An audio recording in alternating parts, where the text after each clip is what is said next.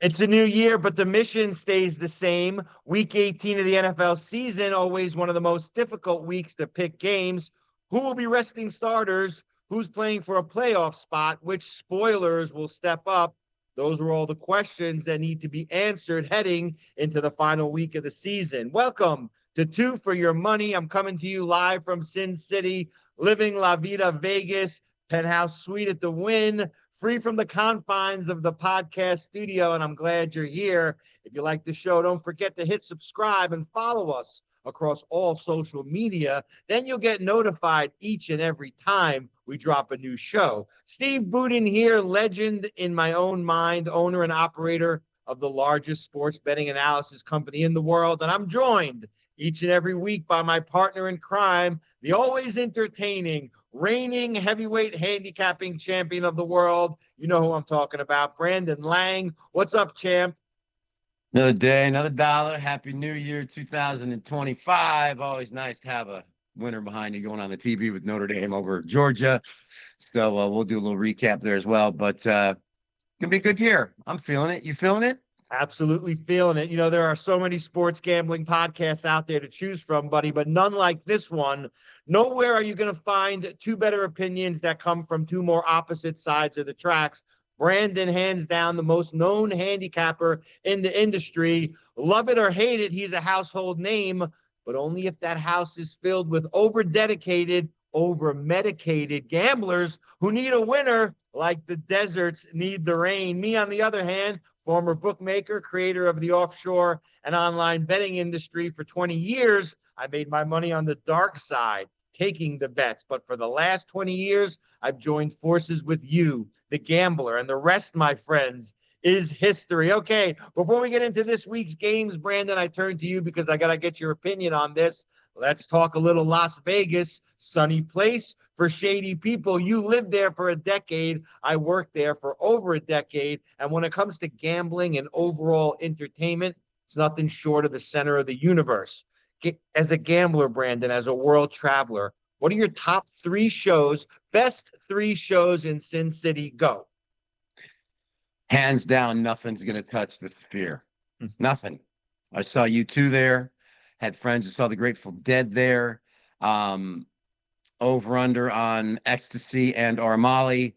Played the over.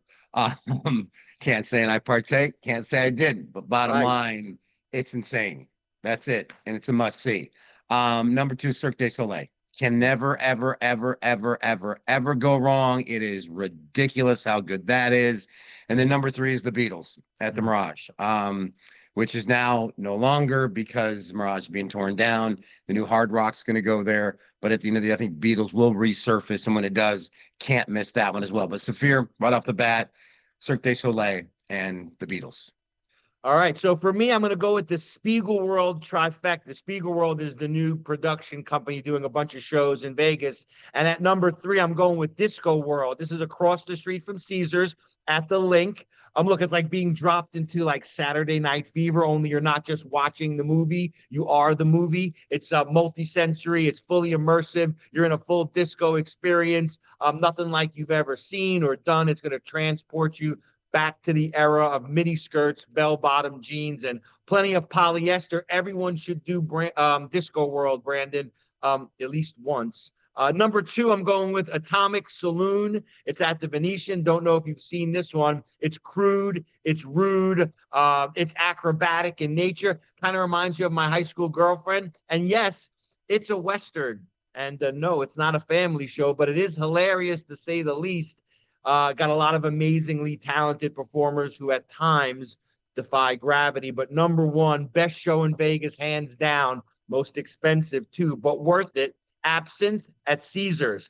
Death-defying circus acts. They'll wow the shit out of you, all while mocking Cirque du Soleil and the French for that matter. It's a bucket list show for me. It's a must-see. It's my favorite show in Las Vegas. It's called Absinthe. It's at Caesars Palace. All right, now let's turn to the NBA, Brandon, where there's an ongoing debate as LeBron James turns 40, is where he fits historically, right? Many of the 20-somethings around there are saying he's the best ever. My son is one of them. What do you say, Brandon? Give me your top 5 NBA players of your lifetime, and let me know where you think LeBron fits on that list. Okay. In my lifetime, number 5 is the skyhook Kareem Abdul-Jabbar. Can't beat it. Can't beat the skyhook. Can't beat what he did at UCLA. Can't beat what he did quickly with the Bucks, then with the Lakers. He gets lost in the shuffle. Was the all-time leading scorer before Kobe and LeBron came along. At the end of the day, you cannot forget about Kareem Abdul-Jabbar. Number 2, Wilt Chamberlain. Sorry, score 100 in a game. Wilt the stilt, not for what he did off with the ladies. I slept over 20,000 guys, but I got Wilt. Sorry, Wilt's number 3. Number 4. Number 3 is LeBron. Sorry, you switch teams, jump teams, go different teams, win an NBA championship, stack a team. Sorry, it's LeBron. Now, before I get to my top 2, I'm going to tell you probably one of the greatest basketball stories that nobody's ever heard. When I caddied at Riviera Country Club to make the movie happen, one of my regulars was Ari Emanuel, super agent, now owns the UFC.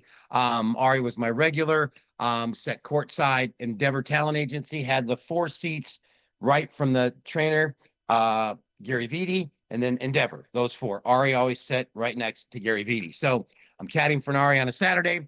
He says to me, I'm having lunch with Phil Jackson on Monday. You got a question for him? I said, yeah, matter of fact, I do. Ask him if Kobe and Michael were in their prime, who would win playing one-on-one? Ari goes, wow, great question. So the next Saturday comes, Ari comes to the tee box. He's smiling. He says, you want the answer? I said, no, let's get into the round first. So about the 3rd hole, he goes, I got to tell you the answer. I said, go. We're at lunch. I asked Phil that question. He said, Phil leaned back in his chair and looked off to the right. And he said there was dead silence for about 30 seconds. And he took a deep breath and he says to Ari, can't answer it. So I can't. The only way I can answer it is by saying this. When they were done playing, you would not have enough buckets to mop the blood that would be on the floor when they were done. And that's all you have to know from the coach that had them both in their prime about who are the greatest players of all time. Number 2 is Kobe. There is no argument. There is no debate. And number 1 is MJ. And anybody who thinks differently doesn't know basketball. And Phil Jackson gave you the answer with 1 and 2. Great story. Honored to have Ari share it with me from lunch with Phil, and to be able to carry that story with me of from Phil Jackson is something I'll hold dear. But Kobe 2, Michael 1. A lot of people don't know this, Brandon, but you played college basketball. You shot the lights out of my private gym in Miami one day.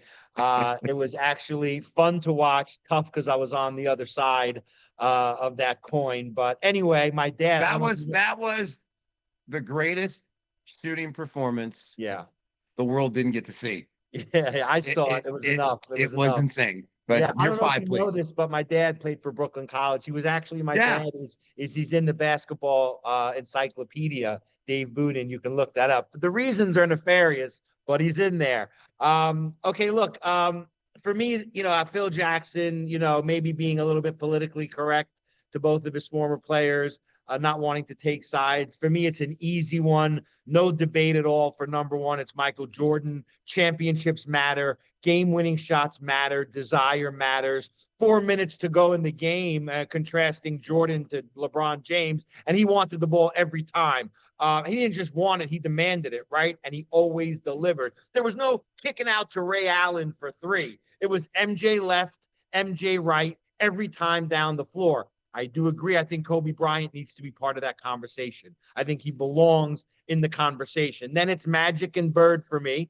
I give Bird a slight edge because he shot the ball better than Magic, better than anyone. And then you could put LeBron James down there if you want, and that's fine.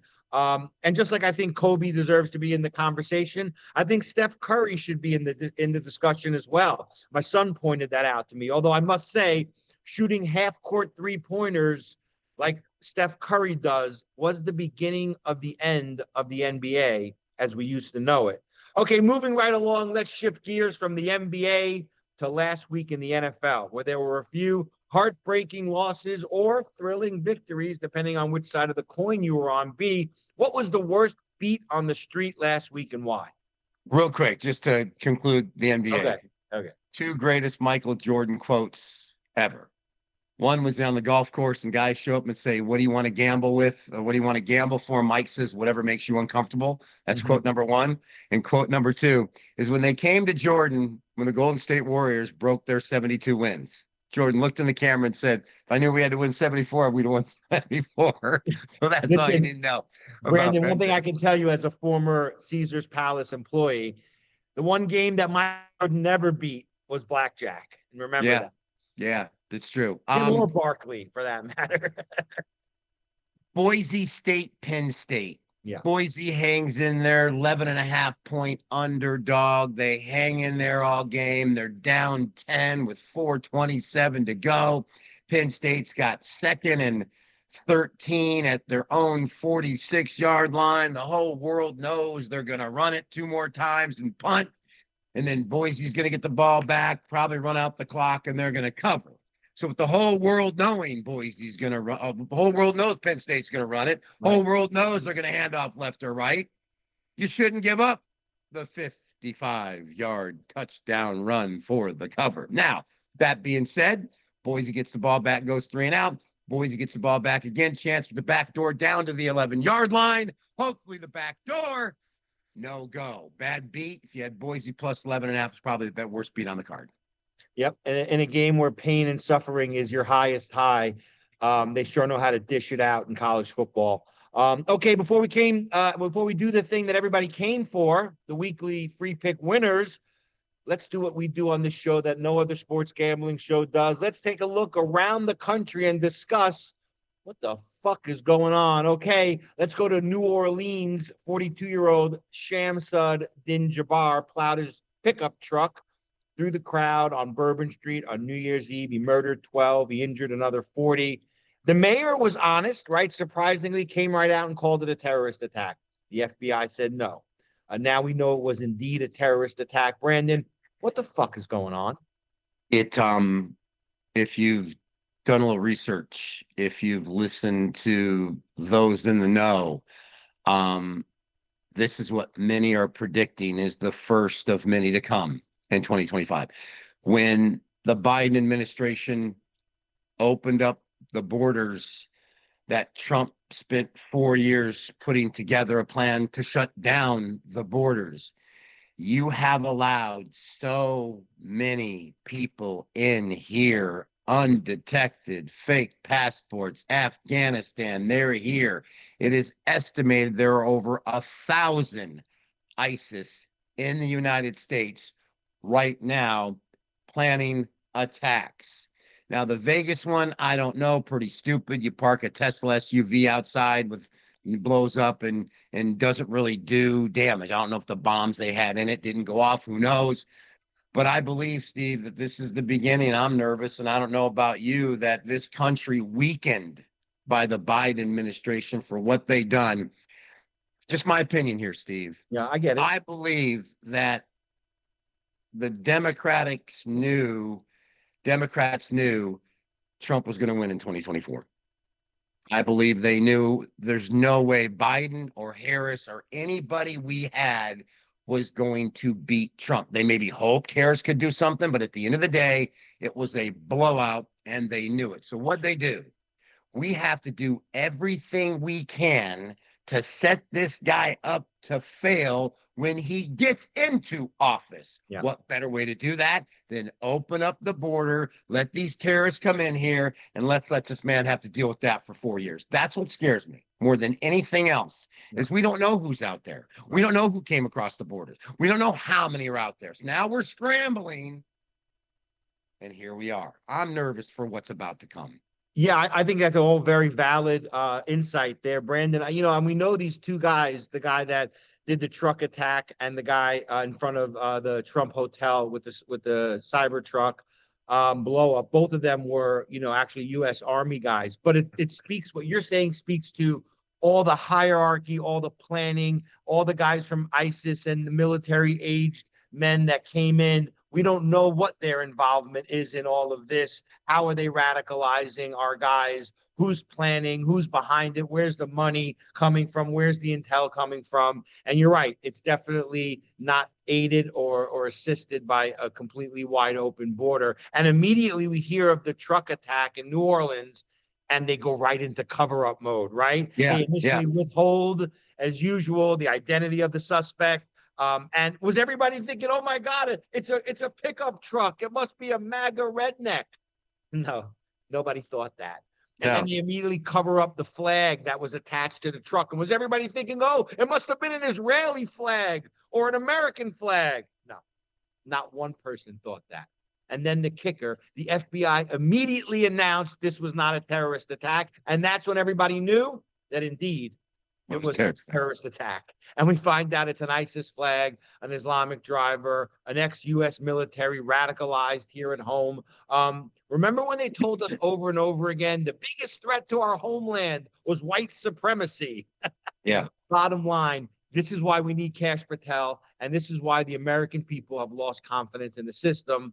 And we got to get it back. I want Democrats to be safe. I want Republicans to be safe. I want all Americans to be safe. Okay, before we go forward, let me just close one thing real quick. Yeah. I'm a little worried about the Super Bowl. I think this is a prelim to here's what we did for the Sugar Bowl. Yep. Now wait till you see what we're planning for your Super Bowl. That concerns me more than anything else. Yeah, and we got to throw the inauguration for Trump in there as well, right? Like, I think he should do it from a bunker, but he's not that type. He's not going to roll that way. He's going to stand out there with his chest out and his chin out, and you got to respect him for that. All right, before we go forward, just want to talk about the #1 sports analysis website in the country. That's twoforyourmoney.com. 17 of the top handicappers in the country, including me, including Brandon. It's a one-stop shop for everything you need to get an edge on your man. Tell us more about it, Brandon. Free day. Come get a free day. Wait till tomorrow. Wait till next Thursday for the first semifinal. Friday, next semifinal. Come have a free day where everybody's asking you to put money up front. We don't. Get a free day on us. Come meet the handicappers and be a winner in 2025. Brandon's exactly right. So what you need to do is go to twoforyourmoney.com. Grab yourself a free all-access pass. Actually get 2 free days. All the premium picks, every handicapper on the site, exactly what paying customers get. If you were to buy a 1-day all-access pass, it's an average of $100. That makes this a $200 value, absolutely free. And like I always say, ask yourself these 2 questions. Number 1, if the premium picks weren't great, why would we let them try? Why would we let you try them before you buy them? And the second question is, what do you have to lose? It's free. It's the all-access pass. It's free only at twoforyourmoney.com. And okay, it's that time now. It's the time you've all been waiting for. Here come the winners. It's this week's free picks. But remember, guys, free picks, they're just that. Free picks. For your best chance to win, grab that all-access pass and the premium plays from all the top handicappers in the country. That's what Brandon does. That's what I do. That's what you should do, too. And before we get started, let's update the incredible trend we've been highlighting on the show every week since week 1, and that is NFL straight-up winners versus the spread. Week 17, again, an unbelievable bookie bashing, mind-boggling 14-2 straight-up wins against the spread. The total for the season now, 211 wins, 41 losses, 4 ties, straight-up winners against the spread. I've been saying it since episode 1. You've been echoing it, Brandon. You pick the winner of the NFL game, and the chances are you will cover the spread. Okay, now that we've covered who's actually covered up until now, let's get down to business. First up, Pittsburgh Steelers, Cincinnati Bengals enter Week 18. Both teams having something to play for here. The Steelers, they have the opportunity to win the AFC North. If the Steelers win and the Ravens lose, the Steelers will steal the division. Cincinnati, on the other hand, they're just looking to keep their playoff hopes alive. They need to win. They need Denver and Miami to lose. Cincinnati -1.5 at Pittsburgh, total 48. Brandon Lang, you're up first. Sometimes you lose with quarterback A before you try to win with quarterback B. Now, I'm a big home dog guy. I love home dogs. I hate to lay chalk on the road, but I have a hard time rooting for Russell Wilson. Right. He is digressing right before our eyes. If we want to be real here, Pittsburgh knows Baltimore isn't going to lose to Cleveland. So the division's gone. So the only thing they're really playing for is if the Chargers happen to lose in Vegas and Pittsburgh happens to beat Cincinnati, their seeding moves up. Are the Chargers really going to lose to the Raiders? Who knows? Raiders have played competitive football 3 of their last 4 football games. With all that being said, Steelers put up 44 on Cincinnati at Cincinnati, the last loss the Bengals have had. I just don't see Pittsburgh offensively. TJ Watt is hurt. I just can't, I can't risk Russell Wilson here backing him in this situation. I just can't. I think Joe Burrow is playing at a different level. Again, not a game I love, and it's just a free pick. And I'm basing this free pick on one thing and one thing only. I will lose with Joe Burrow before I try to win with Russell Wilson. At the end of the day, near pick'em game, 1.5, 2. Team that wins is probably the team they're going to cover. I just can't see Joe Burrow getting outplayed by Russell Wilson. And don't you think this year is a 25-year handicapper in this business that, in some ways the analysis kind of goes to the side by this time and it becomes your gut instinct, something that you built up over the course of your career. You're able to just look at something and you this burning feeling inside, it's going one way. Yeah, I mean, this is kind of, you hit the nail on the head. It's kind of like Joe Burrow is some say outside chance to win the MVP. Yeah. But Russell Wilson is really playing terrible. I know Pickens being out hurts, and I know he's listed as questionable, but yeah, I agree. Yeah, so for the Bengals, right, Sunday, like you said, it's not going to matter unless they win on Saturday. So this should be an all hands on deck effort for them. Burrow, he's been playing like a man possessed. You hit the nail on the head. So I'm with you. I'm going to take the Bengals here in the virtual pick'em. Next up, the Tampa Bay Buccaneers were handed a gift on Sunday night when the Washington Commanders beat the Atlanta Falcons. That gave them back control of the NFC South. Now, all they have to do is beat a depleted New Orleans Saints team to capture the division and return to the playoffs. New Orleans at Tampa Bay. Tampa Bay is a whopping 2-touchdown favorite at -14. The total 43.5. Can they cover the big wood here, B? What say you? You just lost by 15 at home to the Raiders. Prior to that, you lost by 34 on the road to the Packers. Prior to that, you gave a really heartfelt effort, had the Commanders beat if you could execute a 2-point conversion, and you couldn't. That's all by the wayside. What Tampa Bay did last week to Carolina, I just, again, not a big favorite guy, not a big chalk guy, but I just can't see them not blowing the doors off this Saints team that, again, has showed you if there was any fight to score 10 at home against the Raiders, just don't see it. I think Tampa Bay names it just like they did last week against Carolina. Okay, and you know what? In trying to just take emotion out of it for a second, because I don't disagree with anything you said. I think the big question here might be about motivation.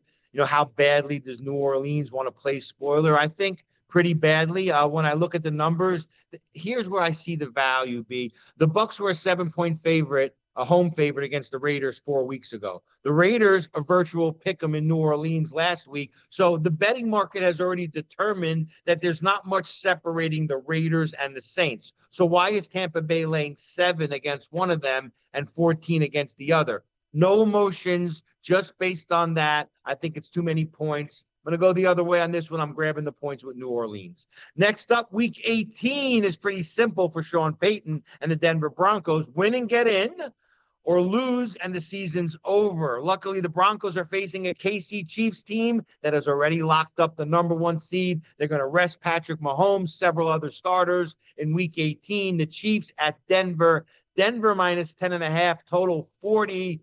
Who covers this contest, B. Lang? That's a tough one because everything on the planet Earth said Denver's going to name it. Yeah. Why are the Chiefs even going there to play? Denver has been a cash cow pretty much all season long. I think they're tied for first in the NFL in covering the number this year.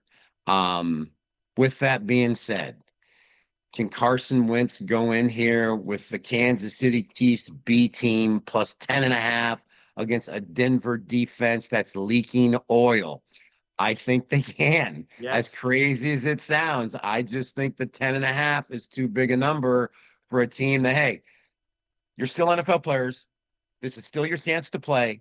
This is still your chance to get significant minutes with Carson Wentz as your quarterback. I think they can hang around and cover the number here. Yeah, I agree. And let's remember, right? Kansas City, no stranger to this position. They rested everyone in week 18 last year, Los Angeles in Los Angeles against the Chargers.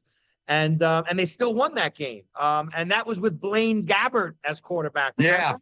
Yeah. Yep. And Brandon, the words must win and must cover don't appear on the same page of the gambling dictionary.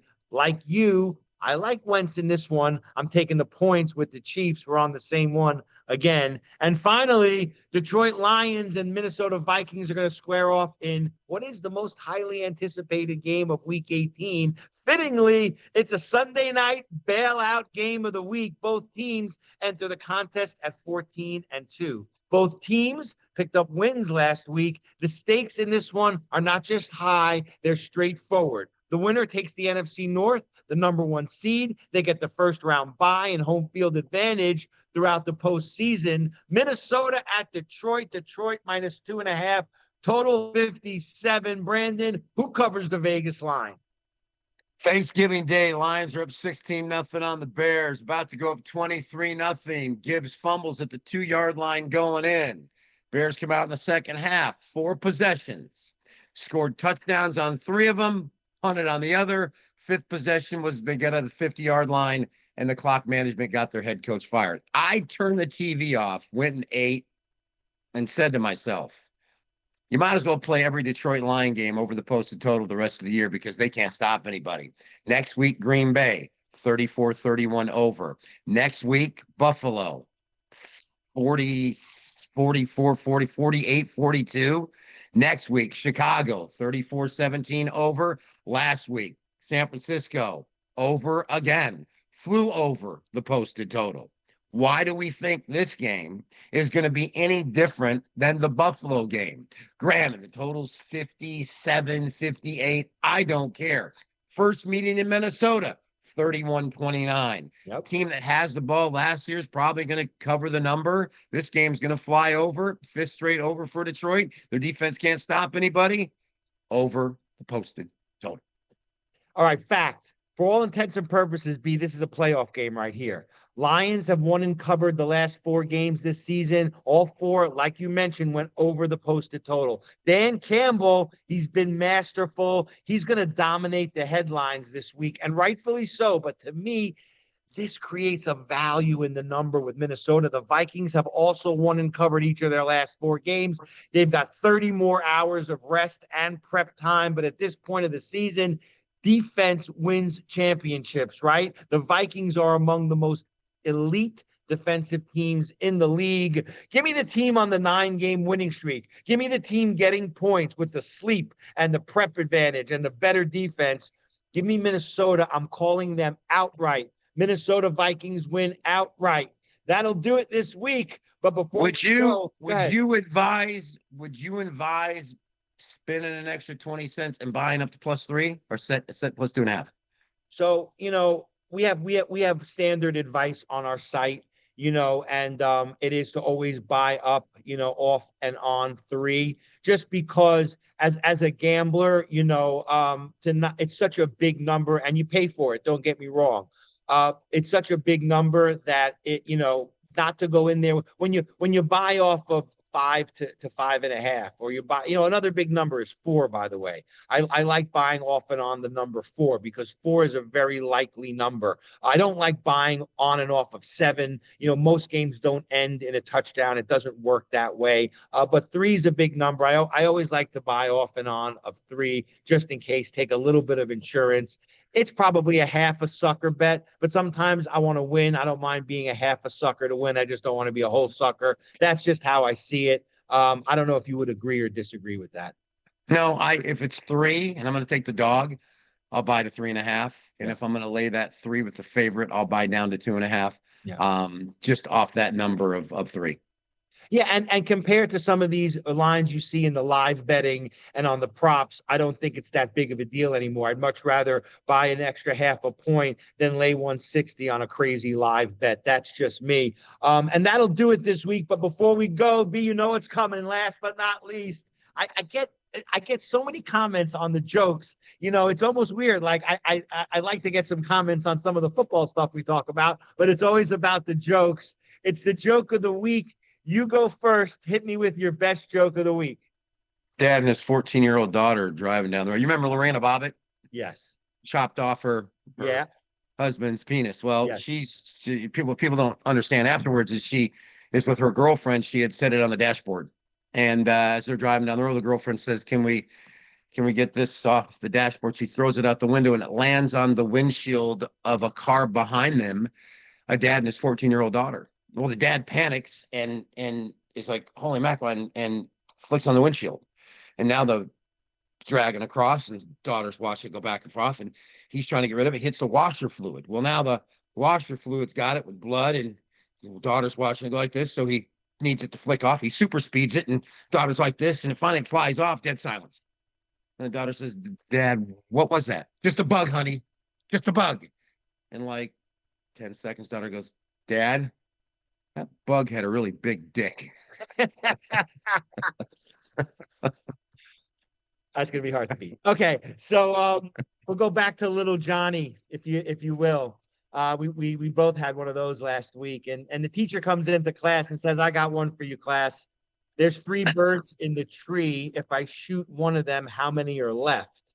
The only one that raises their hand is little Johnny in the back row, and we've established already he's a wise ass. Teacher doesn't want to really call on him, but there's no one else raising their hand. So she says, "Okay, Johnny," and he kind of gets up and he always fixes his belt before he says anything, and he says, "Well, Teach," he goes, "I'm thinking there are no birds left."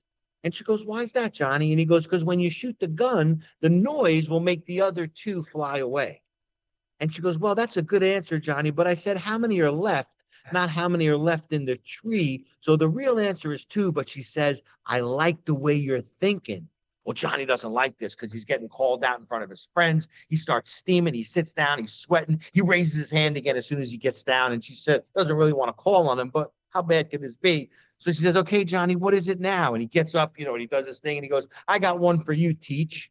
She goes, "Okay."